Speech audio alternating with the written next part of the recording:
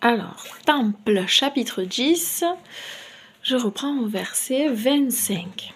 Les sacrificateurs, les fils d'Aaron, consumeront le tout sur l'autel, un sacrifice par le feu d'odeur apaisante devant Yah.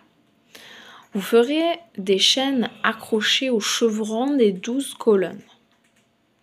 Point de suspension. Quiconque n'est pas un sacrificateur mourra, et quiconque, point de suspension, un sacrificateur qui viendra, point de suspension, et il ne sera pas revêtu des vêtements sacrés dans lesquels il a été ordonné.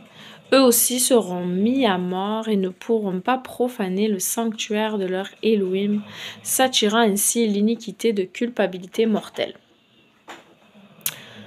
Vous sanctifierez les environs de l'autel, le temple, la cuve et la colonnade, et ils seront très saints pour toujours et à jamais.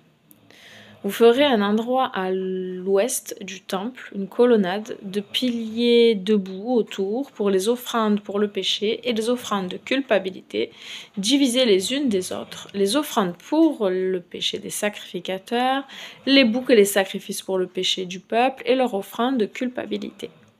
Aucun ne sera mêlé l'une avec l'autre, car leurs lieux sont divisés les uns des autres, afin que les sacrificateurs ne puissent pas se tromper concernant toutes les offrandes du péché du peuple et tous les béliers, point d'interrogation, de l'offrande de culpabilité, ainsi attirant le péché de culpabilité.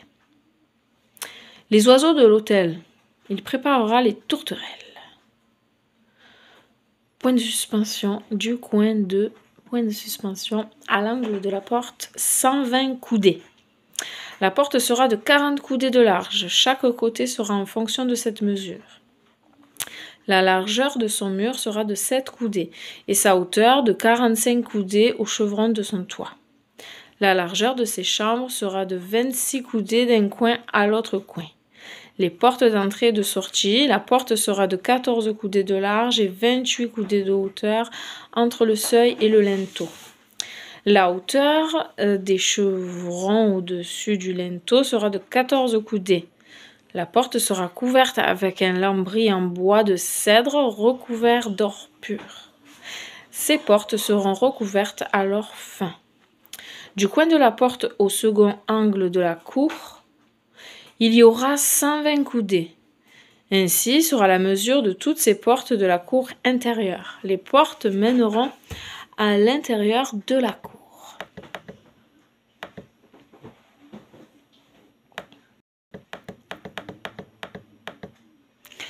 Vous ferez à l'intérieur de la cour des sièges pour les sacrificateurs et des tables devant les sièges dans les colonnades intérieures par les parois extérieures de la cour, des endroits préparés pour les sacrificateurs et leurs sacrifices, pour les premiers fruits et les dîmes, pour leur offrande de paix qu'ils sacrifieront.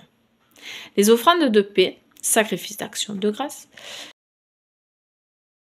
avec les sacrifices des sacrificateurs.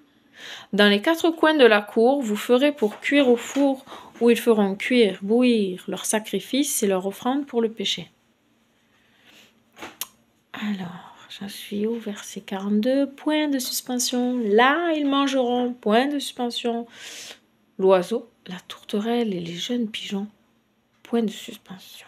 Vous ferez une seconde cour autour de la coudée de large et 480 coudées de long sur le côté, et ainsi sera la largeur et la longueur de tous ses côtés, au sud, à l'ouest et au nord. Sa paroi sera de 4 coudées de large et 28 coudées de haut. Les chambres seront faites dans le mur extérieur et entre chaque chambre, il y aura 3 coudées et demie. Point de suspension, que toute l'assemblée des enfants d'Israël puisse se prosterner devant moi. Point de suspension, aucune